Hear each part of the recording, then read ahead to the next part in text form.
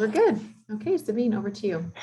And so today we're sort of sharing lessons and experiences from past disasters. So Raul just sort of shared a few thoughts from his experience in Guatemala that gets hit on a yearly basis by earthquakes. And so a few things that you mentioned was one around timelines.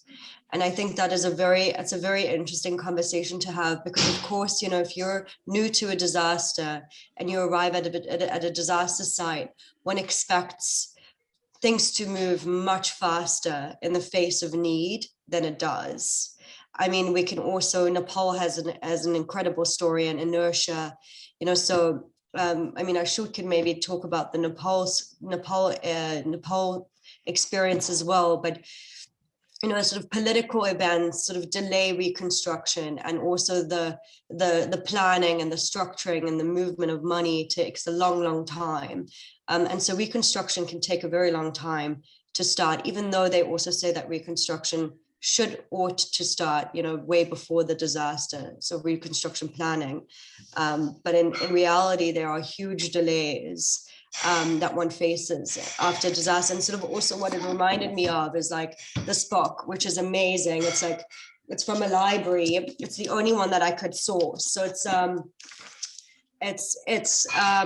1977, and it's like the first comprehensive disaster study, comparative disaster study ever conducted. So it's 1977 by Haas, Cates, and Bowden, and they analyzed Nicaragua. They analyzed, you know, more than dozens of disasters, so all types of disasters, and they were actually the first to put a theory together, and that theory was around the phases of reconstruction. And so, you know, the idea of that emergency, and then the recovery, and then the reconstruction, and then the longer term reconstruction.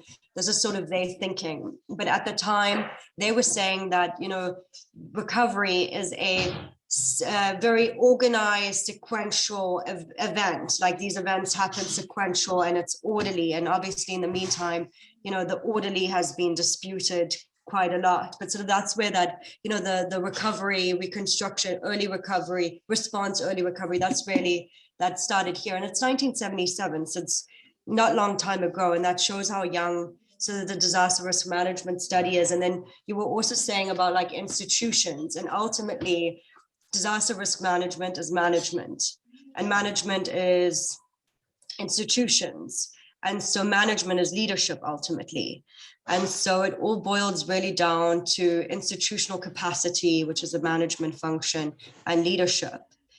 And so this is also, you know, where, you know, our jobs are quite difficult, because we're dealing with sort of, you know, a complex process, which is disaster management. And it needs to be led by local institutions that don't have necessarily the capacity or the leadership to manage such a complex process. And so that's sort of also very much at the heart of what we're doing, is sort of management, supporting like the development of management processes, and strengthening the abilities of institutions to step up and display leadership, because there is, you know, better systems in place, for example. So those are the few things that struck out to me. I don't know if anyone else has some sort of thoughts in response to Raul.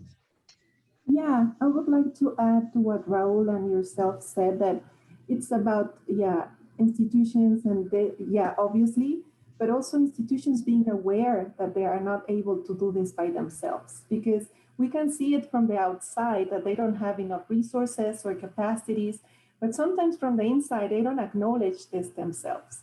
So this is something that we here in Mexico City, at least, we normally struggle with, because they feel like they are already at the top of the top and they are already doing things great.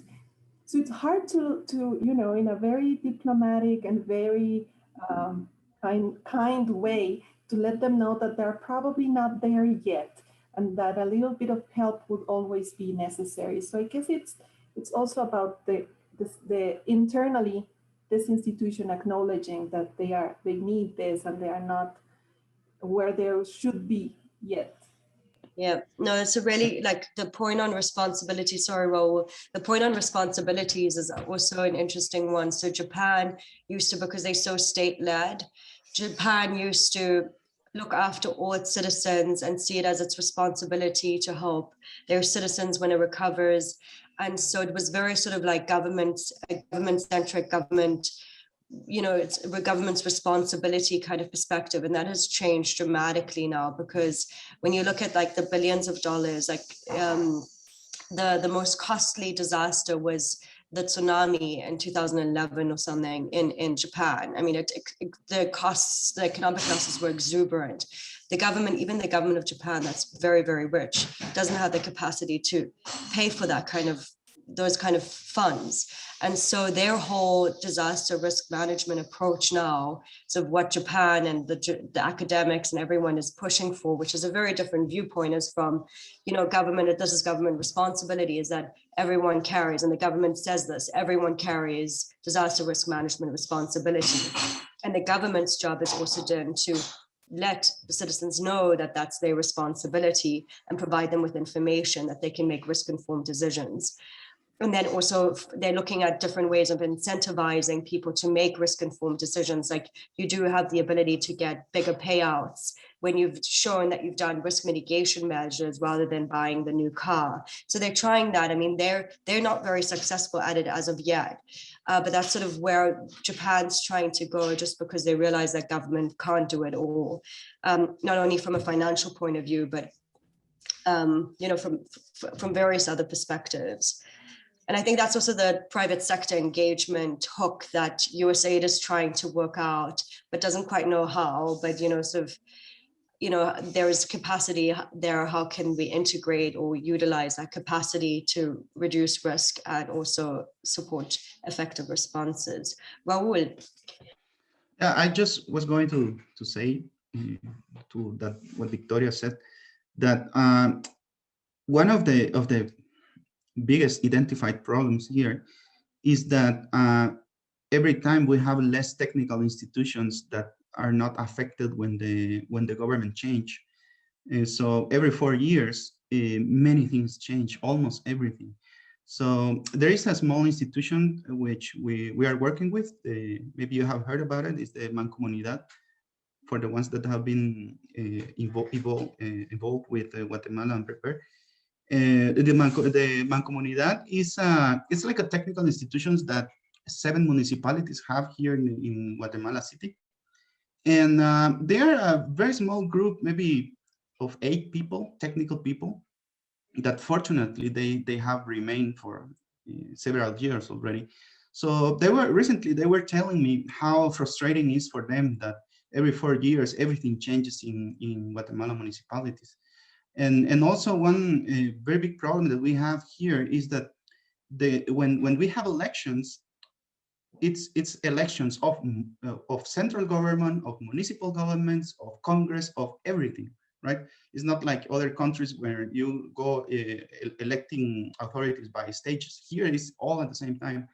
So they were telling me that for them, after the new authorities come and they start firing the previous people, hiring new people that doesn't have the required knowledge. And for them, it's like a delay of at least 1 year just to make them start thinking about the projects that we're implementing. So that causes a very short-term way of thinking here. And for disasters, you know, that's a problem if you are thinking just in the short-term results. So Ashut, you know, we were kind of talking a bit about like timelines and the Nepal earthquake. So what happened in Nepal is, so these are my thoughts, and then Ashut can give his perspective on it. So in Nepal, the earthquake hits on April 2015. And it's largely Kathmandu city is affected, but not as dramatically as like by far, obviously, like Port-au-Prince. So the capital, even though it's affected and there are a few damaged buildings, there are deaths, there are some pretty bad sites as well that you walk through and you can just smell the deceased, because everything is just, the whole streets have come down. So there were a few areas like that. But ultimately, it was a rural disaster. So it was like the hilly areas, all those villages collapsed. So most of it was like away from the capital. And in a way, the government officials that were making decisions in Kathmandu were largely not very badly affected. And so I don't know if that impacts urgency or inertia, if there is, if it's so close to home, or if it's like the provincial other areas where central government family isn't per se, where everyone's sort of affected. So I don't know if that plays a role. However, one of the things that they did in Nepal, which is understandable now, in retrospect, there is valid thinking behind it, is that once the earthquake struck, the Nepal government was like, we cannot do reconstruction without finally passing our constitution. It's been pending for 10 years. So they choose the post-disaster moment as the moment to get their constitution through. Now, that seems kind of crazy because there's people that are in incredible need. And obviously that causes a political uprising in India. There's geopolitics going on with India and a bunch of different things. And so what that caused was riots in the southern belt, or riots in the southern areas. India, issues with India, or the border to India getting closed up, which then limited oils coming in, which is energy coming in from India, where Nepal gets most of its energy from, and people having no cooking fuel, no car fuel. Incredible. It's a disaster. There's often a disaster after the disaster, and it's the disaster after the disaster that can sometimes have worse impacts than can definitely exuberantly increase the effort and the hardship. And so Nepal did that. And so, at the time it was really baffling, but also when you look at sort of like the new thinking in disaster management theory, it's what the two things that do matter is like speed, like obviously speed, but also quality. And so on that and those things are always in, there's a tension there between speed and deliberation, speed and planning.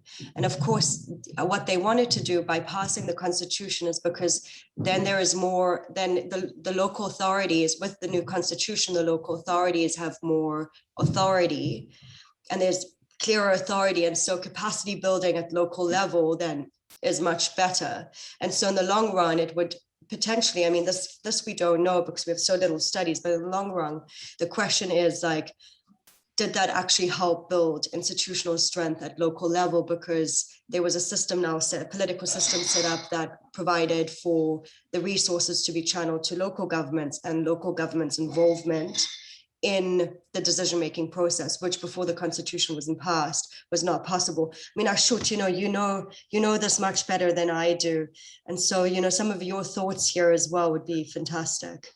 Yeah, actually you cover most of the things that I know, because this is the exact scenario, because of the political upheaval and the border with China and with India. That time was very difficult to manage the disasters, and the government is also not very stable, and they don't have the capacity, and they have to wait for the international agencies to get some support.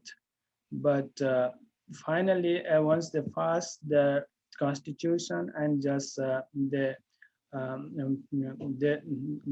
founded the National Reconstruction Authority and organizations, they can handle the situation very nicely.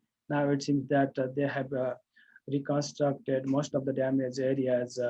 Schools and houses and the villages are also good for living. So that's the thing on the Nepal side. Yeah, I was definitely, right at, when I experienced Nepal, I was always like speed matters. And then sort of my professor Maguro or sensei is always like, but deliberation, what about deliberation? There is this sort of tension and this planning process. But there's also, people are suffering and there is a short window to plan. So, the biggest disaster, the biggest disaster, mega disasters. So mega disasters are those that are 100,000 people plus. And so that's how they define mega disasters. And of the last decade, Haiti was one of 3 mega disasters. So, we've got Ghislaine here, who is really in the midst of it all. And Mark, who also joined pretty soon after, supporting sort of Haiti for the last 10 years. So very curious to hear sort of Ghislaine's experience and sort of the big lessons that came from that.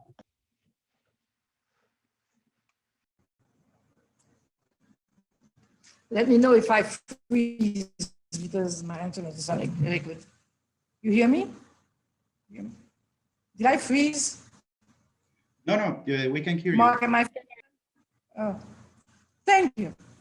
Well, the first thing that we saw was, remember that everywhere the president of the country was during the earthquake, the house fell at the palace and at its residence. So we didn't have a government. So and nothing was moving. The public works tried to do some work with the experience or expertise they had, because remember, we didn't have an earthquake for what, 100 years? I don't remember anymore. And when we came in, one of the things we did with the different entities, government, international, we were there to see how we could support and how we could train to do differently. One of the things I saw during all the assessments we did was, we had 12 engineers from the States that came down, very young. Mark came a little after. And one of the things I realized is what Sabine was saying, you were taking the smell of all the cadavers and everybody. And those young engineers, they were very much impacted. So, and the Haitians that were doing the assessments with us also. One of the things that I believe that we never think about is to take care of those people that actually support the assessment and the building capacity.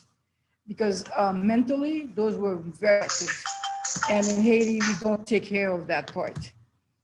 We did go slowly because nobody was agreeing. We had a commission that was created. It was a huge commission. It was presided by Clinton. That's where the money was supposed to be going. But everybody was making recommendation based on their own expertise, meaning getting to shelters, even places where there was no damage. Everybody was defending their own chapel, which is not what is supposed to be happening. First thing that you need to have a body with the locals, with the support of international, to actually do a framework to be able to move forward, okay? A lot of the money that was allocated for Haiti went in things that were never used, thrown away. So, and when Miyamoto was talking, we were talking with the government. We were like a support to the government itself, because they knew what they needed, but they didn't know how to do it. And that's one of the things that made Kit very much respected, is that he was willing to sit and listen to everybody. We didn't have colors, we didn't have parties, all we wanted to do was support and get things moving. So it was and this is happening even for now with the projects that we're doing right now with USAID. The brand was already known as true, but Kid himself made people see that we were just here to support change, make things different. And this is why we were able to do some of the rapid assessments for, I don't remember, 400, I don't remember houses, and to train people and to actually get all the NGOs that are always fighting between themselves to be able to be willing to sit with us. To have JPHO sitting with us when they were working by themselves, everybody personal gain out of what we wanted to do for the recovery of Haiti. And this is very important. It's still important now, even if we've done better in some things, not others. But even now, when we talk to whomever, international, local entities, who was in the government before, who was not before, ex-president, ex-prime ministers, and they're always willing to sit with us and see how we can do things differently and move forward. So I think I was listening to Victoria, I agree, It's not easy to talk to government. I have not been nice with my government. I have sometimes not been very polite with them because I believe that I pay their salary. And I'm very strong about that. Even now, when I talk to the people that are responsible of the civil protection, I am on the same level as you. You're not giving me I'm the one who's making you do your work. But I do agree. I have a new minister that I'm going to have to be very nice with him. But at a certain time, when things need to advance, we realize that being nice and being polite to see how fast they want to move did not work. We needed to be the ones that were pushing, and we pushed hard, and we were not nice. I as a Haitian was never nice or very polite with my own government because I still believe they're responsible, but I love what Sabine said regarding what the Japanese are doing. And this is something I think I'm going to be discussing next week with the DPC and the EU. Everybody has their responsibility in disaster for disasters, how to do recovery or even prevention. But Haiti is an example if you want to know how bad things can get and how slow things can move. But it can move. So, Mark, if you want to add anything, I think you had as much experience as I did, you as an engineer, me as a local. This is not something I want to see again, maybe, but I know I want to see, and we're not ready. So, yeah, I mean, certainly one of the themes that we're hearing across here, kind of putting together, is having that local understanding, be it of navigating government, of being able to communicate properly with government. I don't just mean language, I mean culturally, in the moment. I mean, disasters are generally very emotional events, and especially when you bring it in, like in the case of Haiti and Port-au-Prince, where, I mean, due to the number of people who were lost, anybody you talk to lost people in the earthquake. There's just no way around it. And so it's a very emotional event across the board, and government is nothing different, right? It's still made up of a bunch of people. And so having that local context is really critical, because if you land a bunch of, foreigners who have no idea about anything in navigating governments, political systems, and even customs and culture, you can really offend a lot of people and set a lot of things backwards that you don't even intend to. And then, of course, taking into consideration technical components, planning ahead for government is critical, but reality is every disaster is unique. And taking the 2011 earthquake and tsunami in Japan, there was no consideration for what happened at Fukushima because the engineers had told them it could never happen. And so disasters have this unique ability to expose our weaknesses, even though we think that we've found them all. And so you can't plan for what you don't know. And so disasters have that's part of the formulation of a disaster is you didn't see it coming. I mean, look at like plane crashes. They all have the same kind of underlying tone of it was things that you thought shouldn't have failed that did.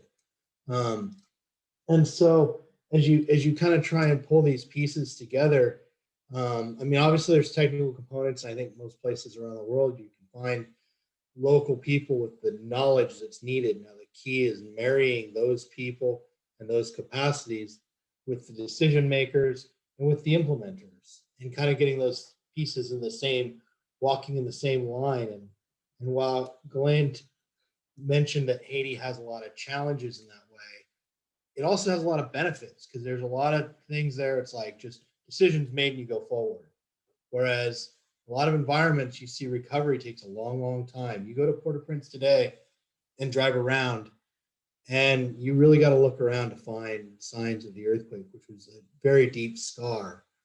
And yet, 11 years roughly later, it's not real obvious. Whereas you go to a lot of areas, even in Japan and in Christchurch, that are within a year of the same occurrence interval, and the signs are still very obvious.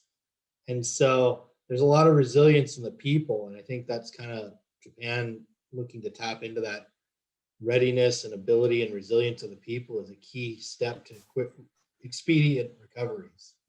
Yeah.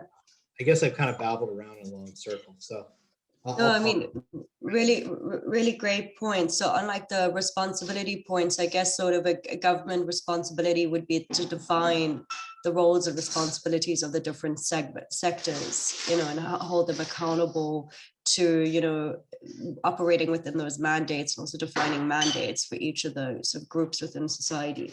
So you also had mentioned like working in silo. That's always a huge one. I mean, the coordination mechanisms that get set up by OCHA after disaster meant to address some of that, but there's still a lot of that going on.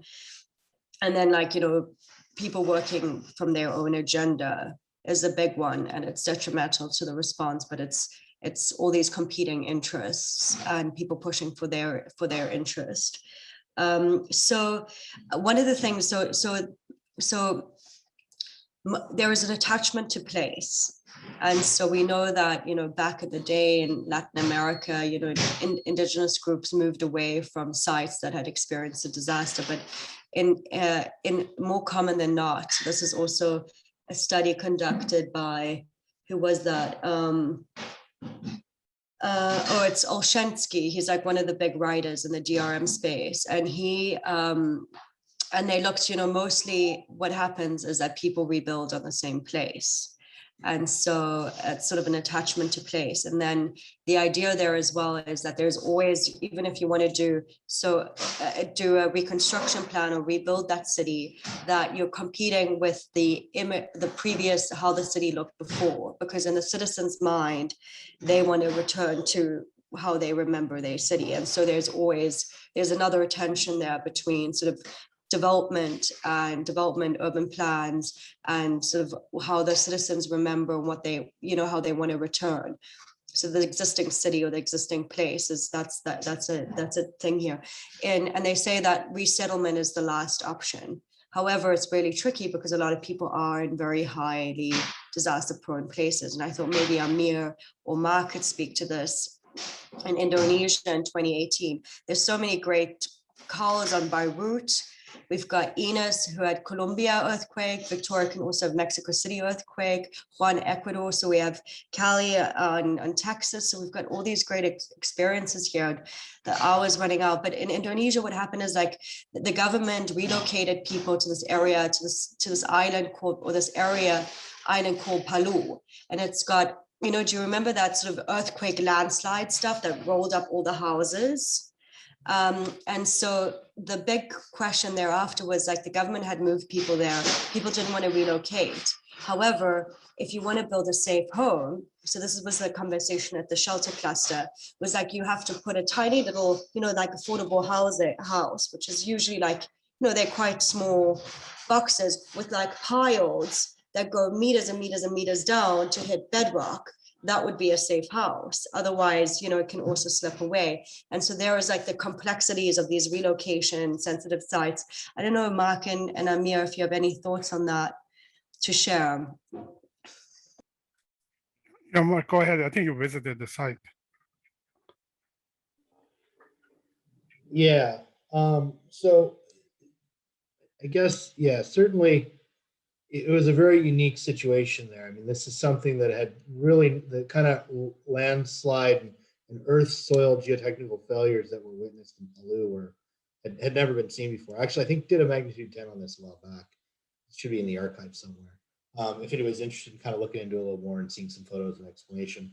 But yeah, certainly as you look at kind of temporary shelter and relocations and all these aspects, these questions come into play, and it you know, they had some areas there, the whole valley, the whole Palu Valley, that geographic area is deemed to be unstable or, you know, prone to liquefaction basically. And then some areas were deemed so bad that the government said zero construction period, end of story. And so, yeah, I guess component here is you probably wouldn't have been able to find this out ahead of time either. I mean, they didn't really know this. They conducted these studies and deemed these really bad areas after the event, actually. And so in response, you're trying to juggle and balance, you know, some of these people had to be relocated. I mean, the soil turned to jello and whole houses sunk right in there. Cost effectively, like Sabine said, there's just no economic way to feasibly rebuild. So you're forced into relocation, but then you're forced to relocate into other areas that are still questionable unless you look at total relocation, like to other areas, outside, which Yeah. of course problems. Yeah. The Indonesian government had like a lot of politics and like citizen management, and so the risk map was like red or yellow, orange, green, and then when you looked really carefully, the red was like very, very, very, very, very, very dangerous. The orange was like very, very, very dangerous. The green, and then the green was very, very dangerous. And so you had to look in the fine notes, and so the entire area is like a geohazard, but they didn't know where to put people. So only the red area was the damaged area, even though everything's kind of dangerous. Amir, I wanted to know, Amir has quite an interesting perspective on disasters because he's researched a lot of them. He's been with Miyamoto for a long time. He's written a lot of technical papers. He's studied a lot of different aspects of post-disasters, from Haiti to, Istanbul to, not Istanbul, Turkey, etc. So Amir, is there anything that like sort of stands out to you, or something of a lesson or something that you think would? Yeah, sorry, exactly. Yeah, I think what Raul said is actually really important to me. We have to have the infrastructure in place. And I mean by that includes training people, getting their government official to understand. One thing I remember that Myanmar is a place that's very, when we were doing a project in Myanmar, and that's an area that's very vulnerable to a number of hazards. What's amazing when people talk to, when actually the university did a survey there and they talk to people, and people's perception of the risk was actually it's very low. And the damage from the risk is also very low, and it's not going to affect them.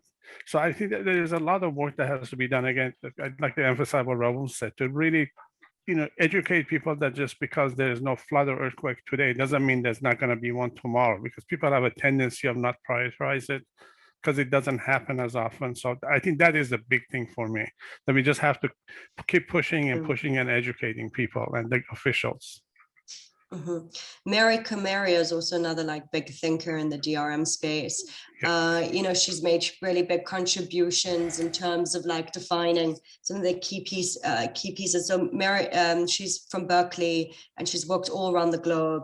And she said, disaster resilience is both institutional so it's both so people and buildings, or in built environment and institutions. So we've got this institutional. So when Amir said, building infrastructure, and Raul said that as well, it's sort of like, building infrastructure means like both on the institutional side as well as on the built environment side. And so that's really sort of DRM as well. So I wanted to open it up to others. I know that there is, Ecuador disaster experience, Beirut disaster experience, Colombia disaster experience, Mexico disaster experience, Texas disaster experience. If anyone had sort of wanted to come forward and share an experience and a lesson learned.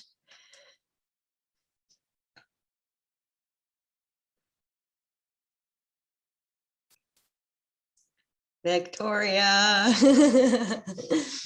I mean, Mexico City was, pretty substantial and recent.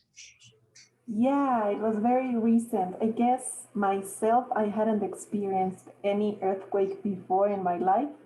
So personally, I can say I did not consciously know what was happening. For me, it was just like, well, yeah, it was an earthquake. So what? I didn't realize what was happening outside. But then once I stepped outside and I saw the whole chaos that was happening in the city, then I kind of realized. But then I went to the other side. I went from very, very calm to very, very worried, because I had visited Haiti right after the earthquake with an international cooperation program with the Mexican government. So it kind of my mind went there, I was at the government palace and I was like, oh my God, is it like that everywhere? I don't know. I went from one extreme to the other. But the thing is that the government was really surpassed. The institutions were like nowhere to be seen. The government had no idea what to do. They suddenly had to have the army everywhere because of riots and because people stealing. And that same night that the earthquake happened, it happened at 2 p.m., around 1 or 2 p.m. That same night, there was so much crime happening in the city because of the earthquake, that it was crazy. So finally, it was the whole army deployed in the city. So it kind of became weird, like what's happening? There's no organization whatsoever.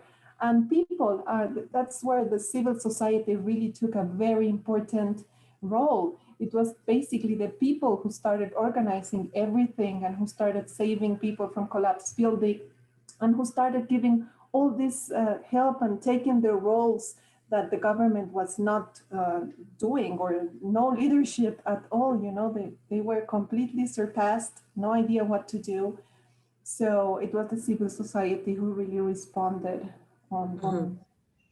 of course, the response was very unorganized, right? Because there were so many people in the streets, everybody wanting to help, nobody organizing anything, that it was crazy. It was another problem. It became a problem at the end, that so much people wanted to help, because at the end there were nobody else left to help, to be offered the help, and people were still in the street trying to help someone.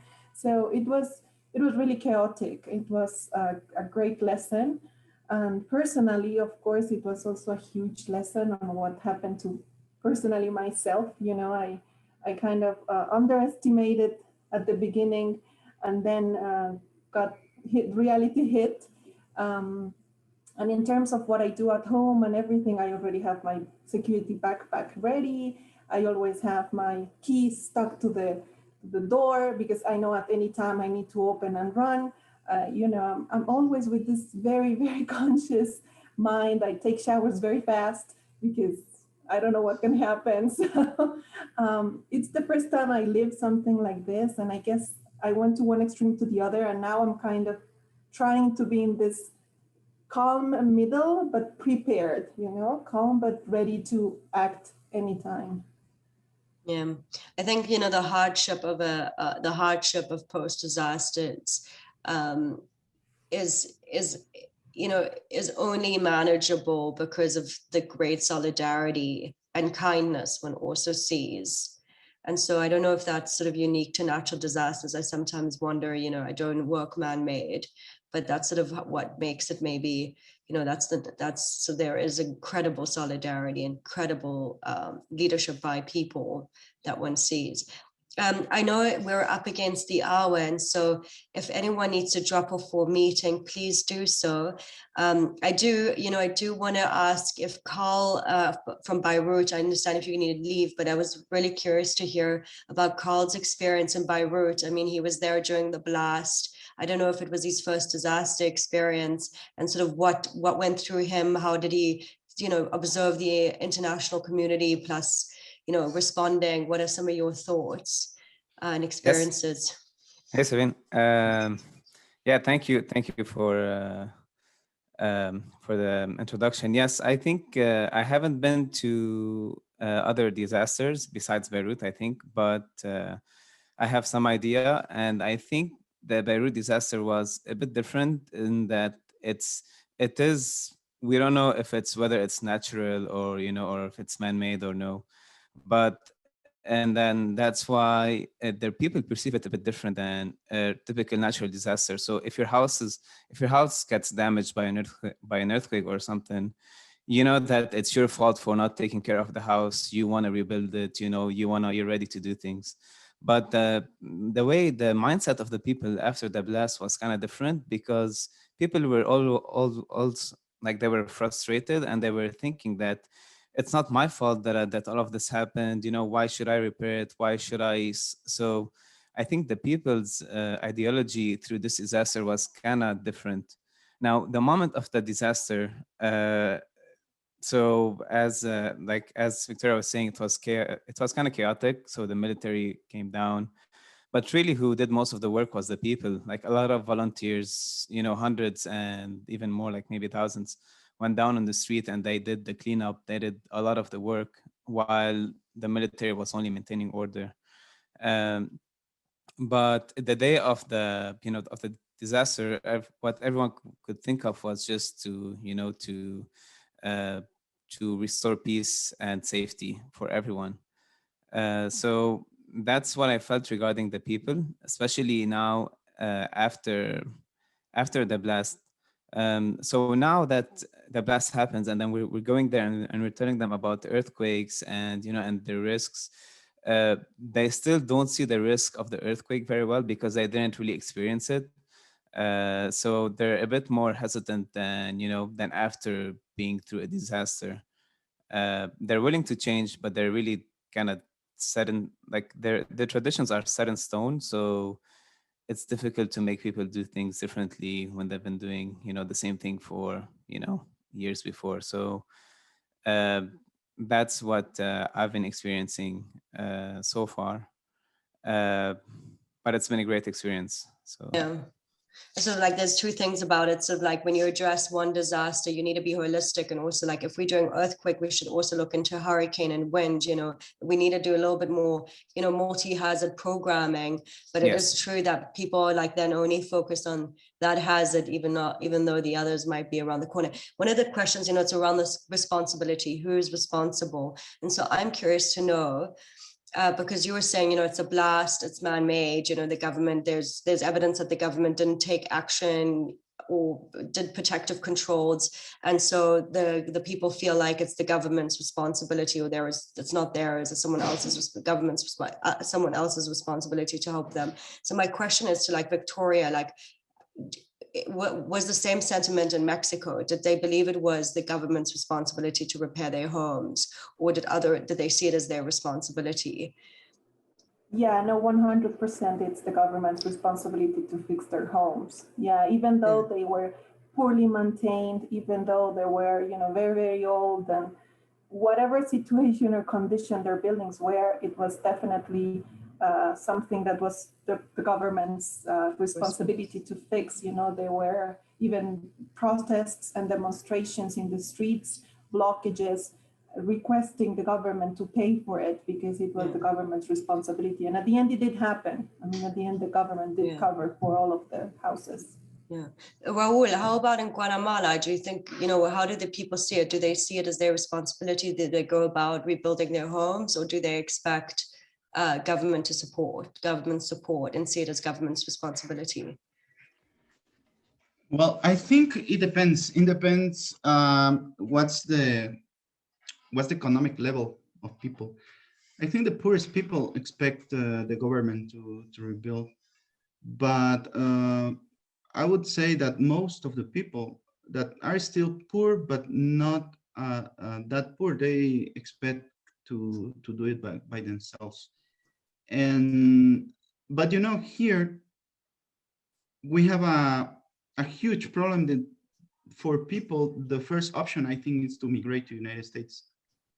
So so it's amazing, but thousands of people migrate every day. It's like you can see the numbers.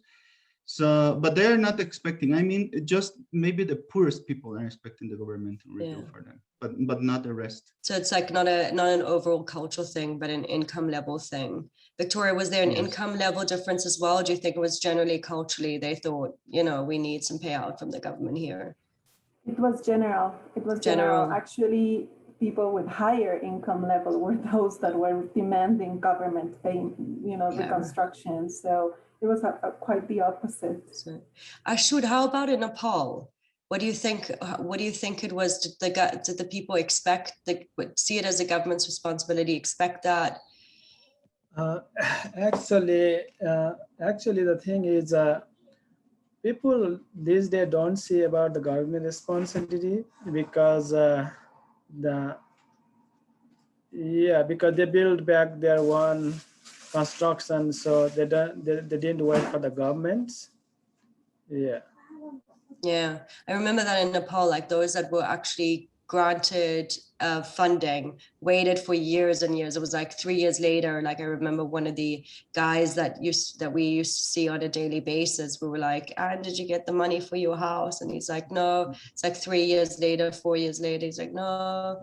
So how about the Haitian culture? Like, was there an expectation there? No, people knew that they were primarily on their own, but when they heard that there was aid, they Exactly. obviously hope to get some of that. We saw that a bit in Nepal as well. People were saying, some villages were saying mass damages because they wanted aid, and others were saying no damages because they wanted, tourists back. And so there's some of that, some of that happening as well. I don't know if there's anyone, I find that very interesting, sort of like, the culture, sort of, whose responsibility, that people's perception really is that it's the government's. And that's, I think, Japan's effort in trying to tell people, no, it's not our responsibility, it's yours, you have a role to play here. But of course, they can't do that. I think it's more complex in other areas. In Japan, they also expect support from government.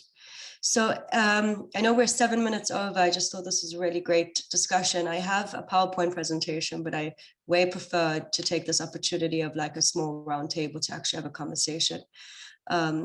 And I could go on. I wish we had more time. I wish it was, but I know I'll let you get going. I'll share my PowerPoint presentation with you. We made it to the Indonesian government. It's one of 10, many lessons learned, but one of 10 that felt applicable for that presentation. So I'll share that with you. If you could flip through that, might interest you. Oh yes, and then we'll see you in a month's time. We have some really exciting topics coming up. So we'll see you then, hopefully. Ines, any Colombian experience or not? I know we're running out of time, but you also went through an earthquake 2018. Yeah, that one. That was a little one. Well, comparing to Mexico or other disasters, this was little one, But you have the opportunity to come here, remember? And Yes. so, well, yeah, we were working with the municipality. And also here in Pasto, when that happened, the people expected the municipality to help them. So they did it through the risk management office, and they didn't give money to them, but they give like materials, to rebuild their house. Yeah. So yeah. But no training, no guidelines. And so that's what we're helping Pasto government to do, to have those resources available. Okay, guys, thank you so much. We're 10 minutes over, but really enjoyed this time together. Wish we had more time. All right. Ciao, ciao. Thank you. Thank you. Bye. Thank you. Thank you. Bye. Nice to see you. Adios. Bye. Bye-bye.